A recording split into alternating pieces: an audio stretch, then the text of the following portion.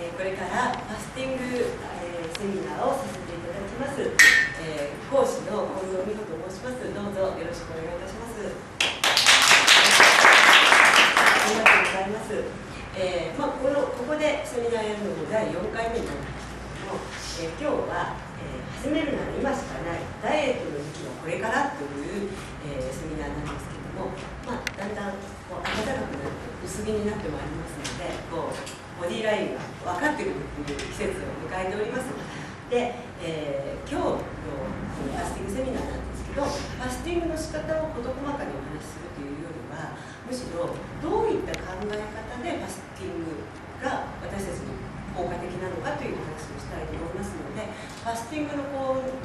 基礎の基礎という感じなんですけども、やっぱり基礎がすごく大事だと思いますので、これはちょっと今日聞いていただいて、何か一つでもお持ち帰りしていただけたらすごく幸せだと思っております。ではですね、次に行かせていただきます。で、私がファスティングをすごく皆さんにいいですよとお話ししているのは、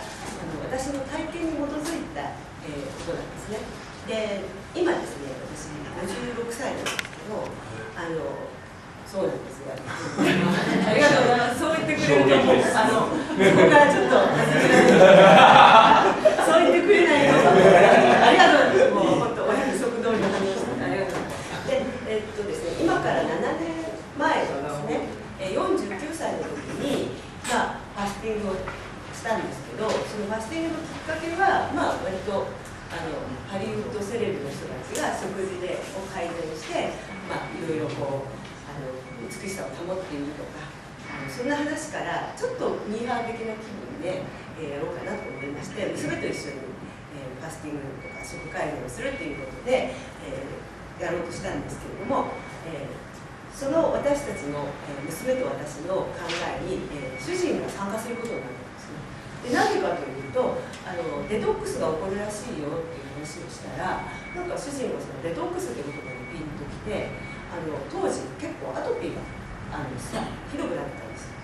主人がアトピーひどくなってるのに、自分がきれいになりたくてファスティングしようっていう、もうすごい自分勝手なんですけど、僕もやるっていう感じで、アトピーっていうのは多分体の毒素が出たがってるからアトピーが起こってると思うのでやるっていうことになりまして、家族全員でファスティング食改善というのに取り組みました。で、家族全員でやるといいメリットがあって、まずご飯作るのがいいですよね。費用は主人が出してくれる、すごいんで、そんな感じで家族で取り組みまして、家族4人でなんと40キロでできました。家族4人で40キロっていうと、それぞれが何キロずつってあるんですけども、そのデトックスっていうのが起こるときに、その副産物として体重が落ちるということが起こるらしいです。なので、そんな経験があって、ファスティングの魅力に取りつかれ、以後年間何回かはファスティングをして今に至っているということで、今でも3ヶ月に1回とか4ヶ月に1回ぐらいはファスティングしてるんですけれども、百聞は一見にしかず論より証拠ということで、私の特性ビフォーとアフターをお見せしたいと思います。はい、ビフォーです。そんなね、特別しとってないと思うんですけど、この頃はですね、ジムに通って、ジムで運動した分だけもりもり食べてました。で、全然ちょっと太めになったという自覚もなく、黒いカーディガンを着たら痩せて見えると思って帰ってドツボってしまい、なんか体型があらわになってしまって、この写真を一生封印しとこうと思って隠してた写真なんですけど、こういう状況だったんですけれども、これから、今のですね、7年後の今の写真なんですけど、わずか1ヶ月半ぐらいで8キロ減量しまして、以後ずっとこの体重を保っているという感じです。で、体重が落ちてきれいになったらいいんだって思ってたんですけど、これをやることによって片頭痛とか、あと慢性の胃腸炎とかが全くなくなりました。で、片頭痛はいつもバッグの中に痛み止めを入れてあって、もうひどくなると取り返しがつかないので、ちょっとでも痛くなるとその痛み止めを飲むっていう状態だったり、あと慢性の胃の不調っていうのはもう胃カメラを毎年飲むような状況だったんですけど、以後全然その症状がありませんので、もう、一昨年とかは医療費がゼロで1回も病院に行ってなかったということもありましたので、非常に調子がいいということで、細くなったっていう以上に体調がとても良くなったっていうのが私の実感です。でファスティングっていうことなんですけども、ファスティングは全く食べないというわけじゃないんですよ。でこれ酵素ドリンクランキングナビとかってこれあれなんですけども、インターネットとかで見たことあると思うんですけど、今楽天で一番売れてるっていうのは酵素ドリンクが一番売れてるということで、市場もどんどんこう酵素っていうのはブームになってるんですけれども、基本的には固形物は食べないでサプリメントなので、必要最低限の栄養素を取りながら、断食するっていうのがファスティングっていうことなんです。で私は実はサプリメントとかは使ってないんですけども、人工的なものはあまり使ってないんですけども、世間一般で言われているファスティングっていうのは全く飲まず食わずではなく、ドリンク類やサプリメントなんかも使っているのが、今ファスティングって言われているところなので、ファスティングの定義っていうのはこういう感じになります。はい。ですね、2014年もあっという間に過ぎました。もう過ぎて桜も散ってしまいました。なんか気になることないですか？夏が終わり、そろそろ近づいてくることといえば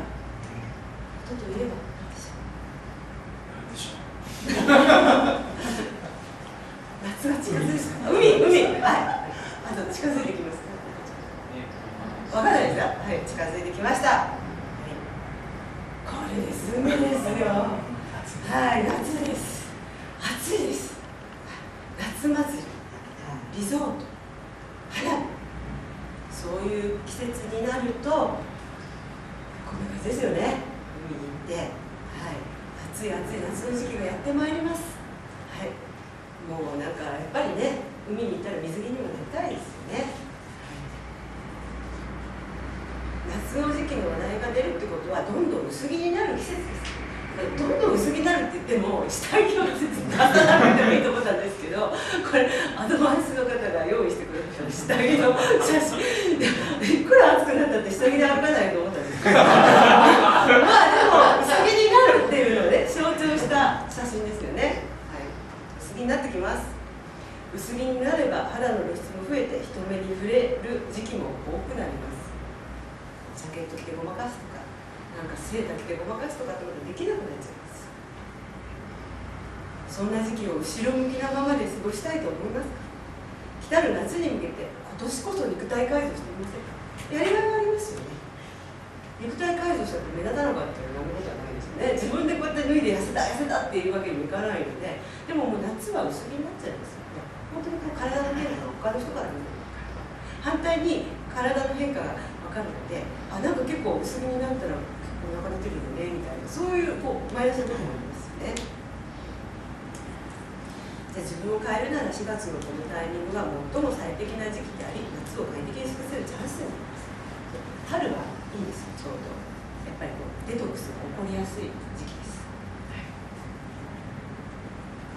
ファスティングは体はもちろん心もシェイプアップすることが可能なのです。これなんで心もシェイプアップするのかということも後でお話しします。でファスティングのメリットというのは、主人が食いついたデトックスという話なんですけれども、心身ともにシェイプアップできるファスティングのメリットというのはデトックスなんです。デトックスってどういうこと？デトックスは、解毒という意味です。で、私たちの、食習慣とか生活習慣によって、水銀って書いてますけど、水銀以外にもいっぱいあります。有害にね、鉛とヒ素とかあとは化学薬品。結構化学薬品が体に入ってるんですよ。口から入る場合もありますし、皮膚から入る。経皮毒とか言っちゃなんかあって、でも今は経皮毒って言われてます。皮膚から入ってるわけです。だからいろんなものが溜まって私たちの体に溜まってきてるんですけれども、ただやっぱり人間には自浄作用があるので出しておくことがあるんですよね。だからある程度の有害物質だったらもう自然に出てる。だからある程度で収まっているかどうかってことですよね。そして、体内に蓄積されたのを体内毒素というんですけども、体内毒素が蓄積してくるとだんだん体に悪影響を及ぼすようになる。なのでこれを出してしまうってことをデトックスと呼んでいます。デトックスの必要性なんですけども、じゃあ体内に毒素が溜まってしまうのはなぜなのでしょう。でもそれは食が影響してます。食だけじゃないんですけど、ダイレクトに影響しているのは食ですよね。これ見て美味しそうと思いますよ。思うわかりました。私も以前は思ってたんですけど、今はこれを見るとちょっと体に悪そうとかこれはマクドナルドかなとか、なんかメーカーまで考えてって思っちゃうんですけど、これはちょっと体に悪そうってイメージが私はあるんですけども、美味しそうってイメージもあると思います。で、いきなり日本になっちゃったと思うんですけど、私たちの周りを取り囲んでいる食の状況についてお話ししたいと思います。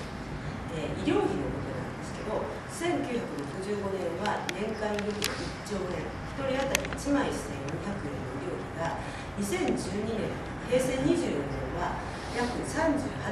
兆円で、1人当たり30円で、今はですね、もう40兆円を超えているということなので、すごいんですね。そして物価が30倍ぐらいになってませんので、どれだけ医療費をかけているかということなんですけども、この医療費の中には健康診断とかの費用は入ってません。それからこの医療費の中には薬屋さんに行って私たちが買っている売薬も入ってません。医療機関の金額はこの金額なので、もういろんなその周りも含めたらもっとすごい金額医療費をかけてます。で、国家予算の半分ぐらいかかっていると言われてますので、もうすごいですよね。国家をじゃあ例えば男性だと考えて、お給料の半分ぐらい医療費に使っている男性と結婚したいですか？したくないですよね。ちょっとそういう状況が日本の状況です。そして、薬の消費量世界一、ちょっと不名誉です。日本で、1億2000万人です。世界は70億だから世界に占める人口の比率っていうのが全世界の人口の 1.6% だそうです。日本人って世界中の 1.6% の人が、人口の 1.6% の人が日本人なんですね。そして医療費は世界中の薬の 40% を日本でしょ。どこまで薬つけるんでしょう。それがこの医療費に跳ね返っているんだと思います。そして、がんによる死亡者数は36万人、心臓病が18万人、脳卒中が13万人で、三大生活習慣病で死因の 57% を占めます。この生活習慣病っていうのは、生活習慣を改めればかからないということは、ちょっとここが減ってくれば、この医療費も減ってくるんじゃないかなっていうふうに思いますね。そして、不名誉なことがちょっと続きまして、小児がんの患者数が世界一、寝たきりの人口が世界一、病院のベッド数が世界一、それでなのにベッド数が足りないってことは、寝たきりをいっぱい作ってるのでベッド数が足りない、世界一のベッド数でもそうということですよね。そして近年言われているのが、うつが250万人。このうつの人は病院に行った人なので、病院に行かない人を入れたらこの倍ぐらいじゃないかなって言われています。で、5年間で2.5倍になっています。こういう状況があるんですけれども、その状況が例えば食ではないのかなというふうに私はちょっと思っておりまして、食を取り巻く環境をちょっと調べてみました。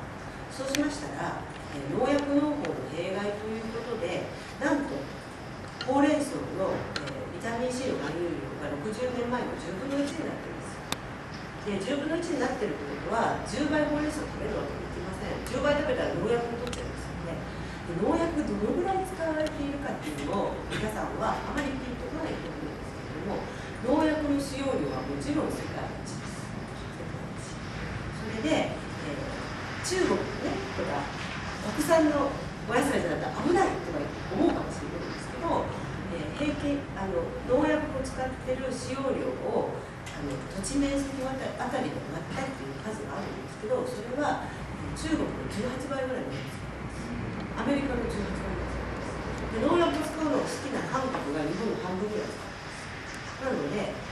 土地がもう痩せてるんですよね。土地が痩せてる土地の中に結構日本って畑畑になる面積がちょっと狭いんです。そこに1億2000万人の人口いますから、効率よく野菜作っていかなきゃいけないし、やっぱり形がよく見栄えがいいのを作っていかなきゃいけないということで、農薬が使用量がどんどん増えています。あと欧米から食生活なんですけども、脂質は戦後60年で1000倍使われています。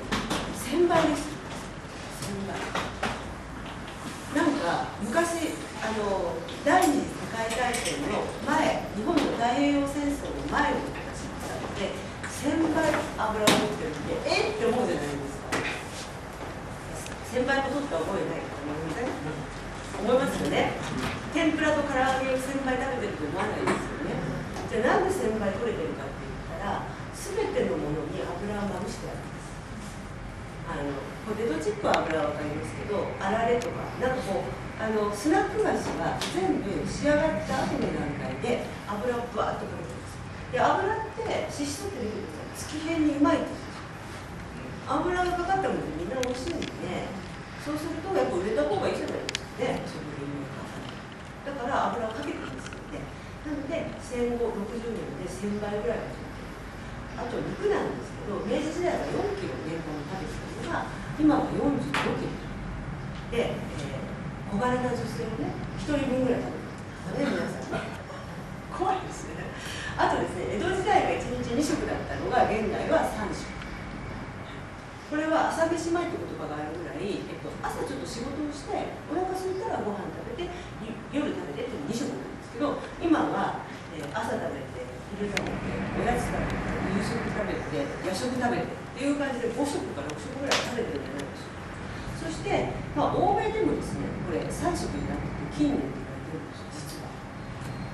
エジソンがトースター作って朝ごはんを食べることを定着させたって言われてるんです。なので私たちは当たり前、3食きっちり食べるのが当たり前と思ってるんですけど、そうでもないということがお分かりになると思います。また現代の食を取り巻く環境はまだちょっと続きます。ここで終わりますけれども、化学合成添加物、これですね、実は有名なコンビニの買ってきたやつを写真を撮ってみたんですね。これ、実物ですけど、写真撮ってみて、この青い線を引いてるところが全部添加物です。三角酸ですね。そして化学合成添加物は、日本がやっぱり世界一たくさん使っているんです。アメリカのが使ってると思いませんか？こう毒々しいキャンディーがあって、アメリカが150種類ぐらい、日本が1500種類。これ1500種類には天然から作った添加物も入ってるんですけども、とにかく添加物は1500種類ぐらい使っています。そして、ヨーロッパのとかに行くとぐっと減って、北欧は添加物がゼロです。使っちゃいけない。なので、日本で分かりやすく言うと、例えばコンビニの三角サンドはレタスシャキシャキです。レタスはしっきりしてます。でも自分家で作った三角サンドはずっと永遠にレタスがしっきりして水が出ると思うんですよ。べちょっとなっちゃうと。それがならない、いつもみずみずしくてっていうのは何らかのものが入ってるって言ってるんですけども、これ見て少ない方を買おうと思うじゃないですか。私も必ず裏を見てあんまり入ってないのを買おうとするんですけど、ただまとめていいと法律があります。食品の表示法で多すぎると書ききれないので、数が多いものをまとめていいっていうのがあるので、アミノ酸等とかって書いてますけど、そう糖って書いてるところは2、30種類あしますので、これはあんまり書いてる数が少ないということは当てにはならないですね。だからなるべく入ってないということです。そして私たちの体にこれ年間4キロから5キロ溜まっていく。これも出したいというふうに思います。そして正常な腸のお話になります。これです。これ綺麗でしょ。91歳の女性の腸なんです。中がツヤツヤです。すごく綺麗です。そして異常な腸。下水が見る。これ57歳の女性の腸。さっき90歳で、腸の内視鏡をかけたことある方いらっしゃると思うんですけど、多分下剤をかけるんですよね。下剤をかけて出してから取ったんですね。で出してから取ったんだけど、この人はもう便がこびりついててできる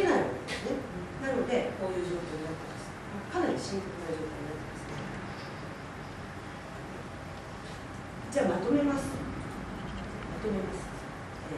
汚れた腸は悪玉菌優位、先ほどのね、腸ですね。そしてきれいな腸は善玉菌優位になります。で、汚れた腸のは悪玉菌優位で、悪玉菌が喜ぶ食べ物。もし皆さんが召し上がっているものがこの中にあったらちょっとドキッ。で、悪玉菌と善玉菌っていうのがすごく面白くて、2対6対2っていうことなんですね。悪玉菌が2割いるんです、私たちの腸の中。そして日和見菌っていうのが日和見菌、優勢な方につきます。そして善玉菌が2割です。で、悪玉菌がちょっとクラスの中を考えてください。クラスの中で悪い子が2割、普通の子が6割、いい子が悪い子がすごい勢力を伸ばしてたんですよ、そのクラスで。すごい暴れたりとかすごいんですよ、授業法です。そうすると普通の子たちも悪い子の味方しちゃったんですね。そうすると教室を眺めると8割が悪い子、もう手がつけられない。今度はですね、その教室で2割のいい子が元気なんですね。そうすると6割の様子を見てたのも、ああ、いい子の息子がついてる。そうすると教室の中がすごい平和なんです。で、私たちの腸の中にそういう状況が起こっているので、なので良い子を元気にするというのが一番いいんですよね。良い子を元気にする。でも、こういったものを食べていたりこういう生活をされてるとちょっと食生活ですね、で悪い子元気になっちゃう。悪い子元気になっちゃったら、じゃあどうすればいいの？悪い子を排除しちゃいましょうか。そうするとデトックス。デトックスする方法としては、これを出せばいいんですよ。なんと大便小便で 95% をデトックスする。ということは、サウナ入ってね、こう汗かかないそんなことないんですよ。大きいお題と小さいお題よりは結構デトックス中心なので、ということはやっぱり便秘とかされちゃうとか、あとこうおトイレね、あまりこうおつ入れないのが良くないっていうのはあんまり良くないんですよ。どんどん出していかないとデトックスがどんどんかかる。やっと戻ってきました。デトックスだ。重要なことをご理解いただけだと思います。本当に普通の食生活をしていて、普通と思っていてもいろんなものが入ってきちゃう。それで、デトックスするための一番効果的な方法がファスティングになります。これは腸をきれいにする。腸に何も悪いものが入ってない状況にしますので、これいいんですけども、ファスティングの注意点を申し上げます。断食という意味ではなくて、必要最低限の栄養素を取りながらという話をさせていただいたので、水すら取らないという断食は体に異常をきたします。でも水を飲んでて栄養素を一切取らないのも異常をきたします。そこで必要最低限の栄養素を最も効率よく取る食品っていうことを取っていただけるんです。だから何で取りましょうか。必要最低限の栄養素を最も効率よく取る食品って何でしょうかって考えてみます。肉じゃないっていうのが分かりますよね。さっきの悪玉系が喜ぶジャンクフード、そうじゃない。じゃあファスティング中に腸がきれいになった状態で何を取ったらこの善玉菌のね、良い子が善玉菌君たちが喜ぶのかっていうところなんですけども、それが発酵食品です。発酵食品、もうこれ発酵ってちょっと自信ありますよね。日本文化は発酵の文化。私たちは味噌だとか納豆だとかぬか漬けだとかさまざまな発酵食品を取ってます。発酵食品って何ですか？こういうのですね。発酵食品を食べると腸内細菌の善玉菌君たちの餌になりますね。そして悪玉菌が多い腸が善玉菌が元気な腸になります。そして、腸の中で酵素っていうのが作られます。今皆さんの頭の中には酵素っていうのは何だろうっていうふうにちょっと疑問符があると思います。で、酵素のお話もします。でこれはね、ちょっと酵素ドリンクを作ります。酵素ドリンクとか、あとはこうチューブに入った酵素とか、お味噌とかぬか漬けとかが発酵食品の代表なんですけども、で酵素を説明しますね。酵素ってね、こういろいろ聞くからごっちゃになってると思うんですよね。一つがですね、体内酵素というのがあります。これは私たちの体の中にあるものなんですね。でこの体内酵素っていうのが、消化酵素って書いて代謝酵素って書いてるんですけども、体内酵素の中に消化酵素と代謝酵素があります。体内酵素の中に消化と代謝がありま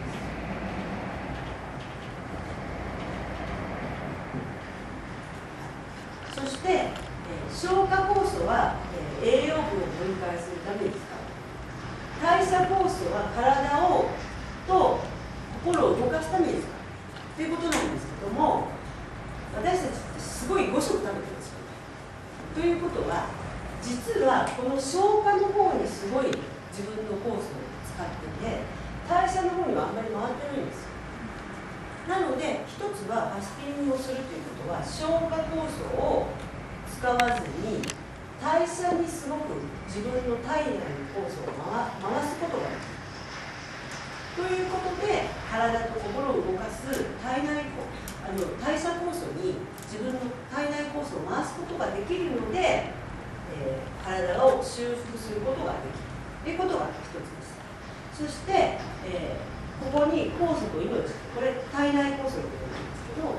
私たちこの酵素っていうのは体の化学反応の触媒なんですよ。